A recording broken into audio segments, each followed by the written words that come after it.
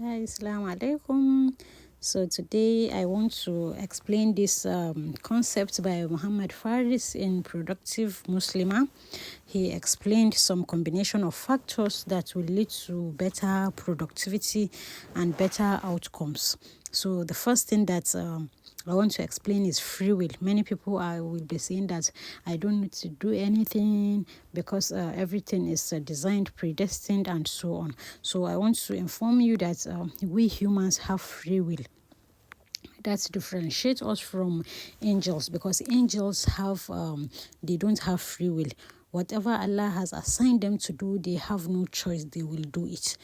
But unlike we women or humans, sometimes Allah tells us to pray, some people will not pray. Allah told us to fast, but some people will decide not to fast, and so on. So that is free will. So you have to have the choice. You have to intend that you want something. Your intention to do something, you have to have pure intention. You have to think about that stuff. You have to plan about that stuff, and you have to decide whether you want to do that thing or not. So you cannot expect to have A1 in your result when you decide to fail, because there are some things that if you decide to fail, you cannot get it. For example, even the thought is from Allah subhanahu wa ta'ala. Even the thought is rahmah from Allah, because Allah will decide to put the thought for you. No, I want to become a sheikh, I want to become a scholar. So I'll go and I'll be reading the books that scholars used to look at.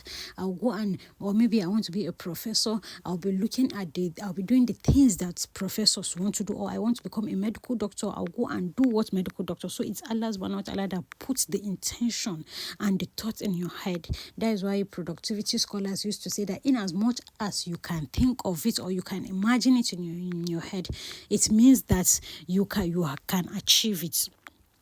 Like, come to think of all these countries that used to go to the moon and space.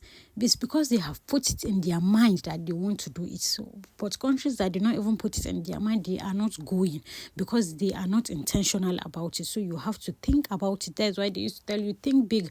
Mindset shift. It is very, very important. It is a starting point. You have to think about it, you have to plan, and you have to decide. Then if you come to natural laws, you see, natural laws. These are natural laws. You have little control over natural laws. These are the things that have been predestined. They are universal. And like, for example, if you plant an apple, you are going to get apple. You are not going to get orange. And if you want to have children, you have to get married, and so on. These are natural laws. It's your environment. So it's like law. If you need money, you have to go and work. So sometimes it's unfortunate that you see that some people will just want a luxury life without working, without corresponding working. So these are all natural laws. All the prophets used to have some certain kind of work before they get something, and so on. So why will you decide you need a luxurious life without working? So these are natural laws that we cannot change. You have to abide by these natural laws. Then the third one is Allah's will.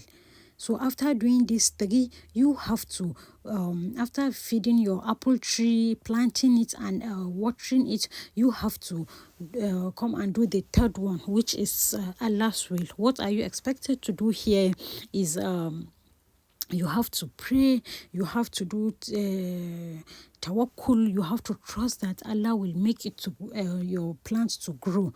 For example, don't forget that I have told you that even the free will, the thoughts, is from Allah subhanahu wa ta'ala. Even the natural will, everything is from Allah subhanahu wa ta'ala.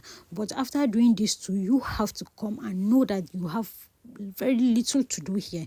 You have to just trust Allah with dua and good perception of Allah. That is tawakkul.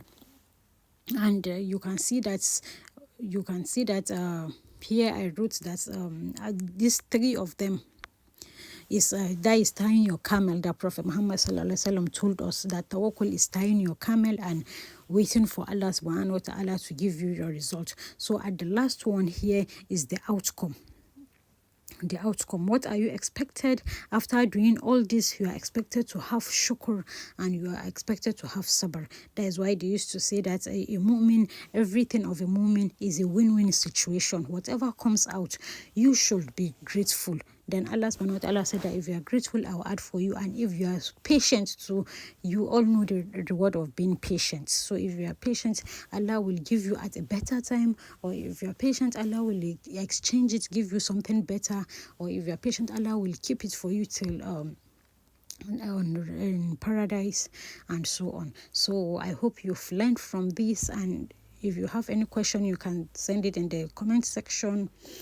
And inshallah, like and share for some other people too to benefit. Thank you very much.